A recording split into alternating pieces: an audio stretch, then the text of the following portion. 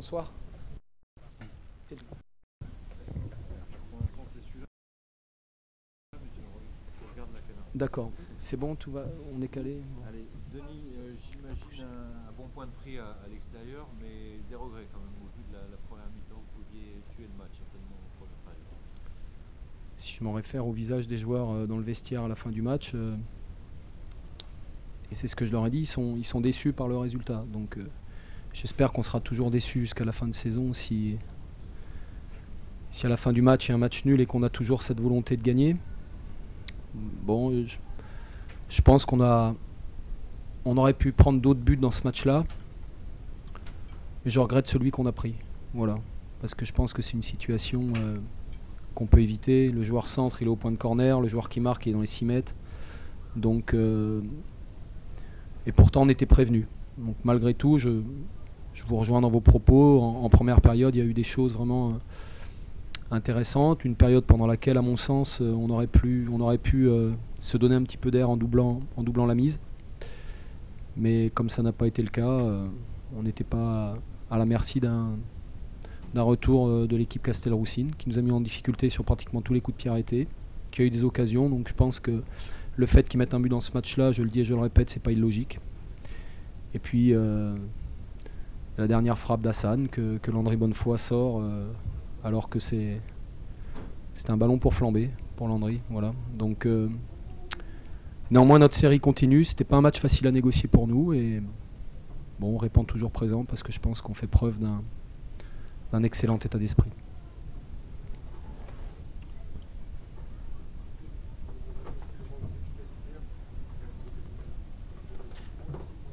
Ouais, alors il fut un temps où on n'avait pas d'occasion à l'extérieur, donc vous mettiez le doigt là-dessus. Donc maintenant on a des occasions, on n'a pas l'efficacité nécessaire. J'espère que la prochaine étape, ce sera on se crée des occasions, on est efficace, et ça voudra dire qu'on a encore franchi une étape et qu'on a encore progressé. Mais bon, je crois qu'on est sur une série de, je sais plus trop, mais 12 matchs sans défaite en championnat. Je pense que c'est quasi exceptionnel. Je pense. Donc, mais je te rejoins là aussi, je sais qu'on est encore très très perfectible.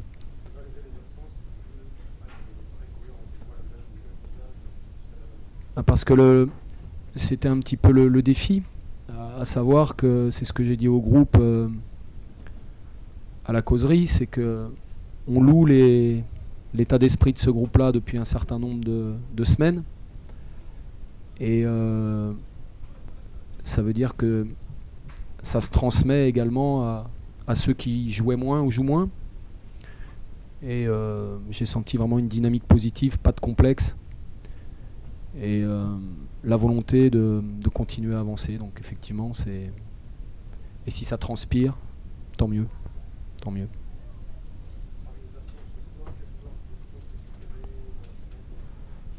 Écoute, j'en sais rien parce que c'est des blessures qui traînent un petit peu, quoi. C'est entorse pour Becca, c'est entorse pour Adrien, donc entorse pour César, donc c'est de la traumato, donc c'est voilà les délais. Il y a des délais théoriques et puis et c'est des trucs, on sait pas trop où ça nous emmène, mais bon, je vois qu'on a encore, on bouge encore malgré toutes les absences et les garçons ont répondu présent, mais très objectivement, j'ai pas de doute là-dessus. Après, il y a un rapport de force dans les matchs qui fait que, et on a vu qu'on a été aussi poussé par moments dans nos retranchements par cette équipe de Châteauroux. Je savais qu'ils étaient capables de ça, j'ai vu les matchs qu'ils ont fait, donc ce que je regrette, tu vois, c'est dans la période, dans nos temps forts, là, on doit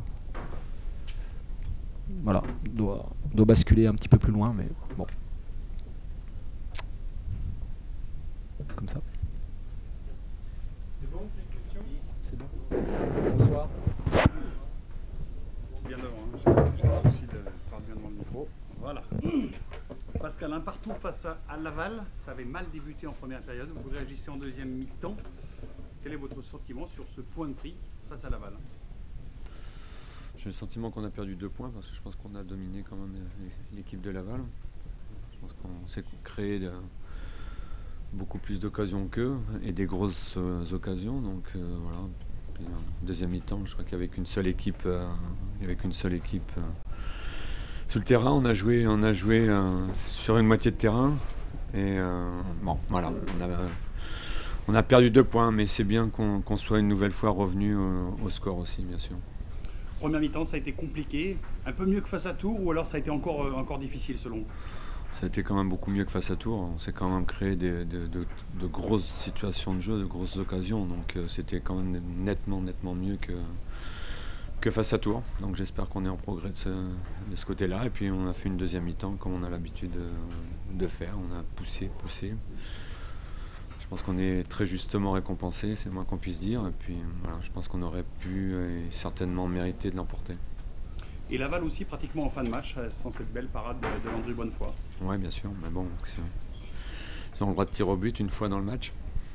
Ils l'ont fait. Mais ouais. Faut compter le nombre de fois ils sont rentrés dans nos 30 mètres quand même dans la deuxième partie du match. Non, honnêtement, on a quand même archi dominé la deuxième mi-temps. Effectivement, après Landry nous sauve un point aussi. Hein. Landry nous sauve un point sur la dernière action. Mais ça aurait été particulièrement injuste qu'on perde ce match. Donc la Berry est en progrès. Je pense, ouais. Maintenant, il faut qu'on confirme le contenu, qu'on confirme cette prestation pour pouvoir avancer. Il faut qu'on engrange des points. Et donc un point, c'est malheureusement pas suffisant à mon goût, mais on revient une nouvelle fois de loin. Hein. On est mené, donc c'est bien, on réagit tout le temps. Donc, ça montre qu'on a du cœur, on n'est pas abattu, on sait qu'on est capable de revenir et voilà, on s'accroche en attendant des jours meilleurs. Et psychologiquement, vous sortez de la zone rouge avec 14 points. Oui, peut-être, je n'ai pas regardé le classement, mais c'est toujours bien. En plus, il y a la trêve internationale, donc pendant 15 jours, c'est toujours bien mentalement de ne pas être relégable. Place à la Coupe de France. Oui. Attention au match piège. Oui, bien sûr, on s'attend à un match difficile. Après, ça va être à nous, comme on a l'habitude de dire, de le rendre facile. Mais je pense que nous, on n'a pas les moyens de se permettre de pavoiser. Il faut qu'on continue à bosser. Ça va nous faire un match de compétition encore. Ça va nous permettre aussi peut-être de retrouver certains joueurs qui nous ont fait défaut depuis le début de saison. Donc voilà, c'est une bonne. On doit faire une bonne entrée en matière dans cette Coupe de France et passer ce tour. Oui, j'espère. Flavien va jouer demain, donc j'espère que ça va bien se passer. Mais bon, ils sont de nouveau opérationnels, je pense, ou ils vont l'être en tout cas, tous les deux. Donc on les attend, pas avec impatience, parce que ceux qui étaient là ont rempli leur rôle aussi. Je pense que ce soir, les joueurs qui étaient sur le terrain méritaient de l'être et méritaient de jouer en Ligue 2. Donc voilà. Après, ce sont deux joueurs qui doivent nous apporter normalement un plus. Il ne faut pas trop leur en demander aussi. Il y en a un qui a joué son dernier match en Ligue 2, il l'a fait il y a 7 mois.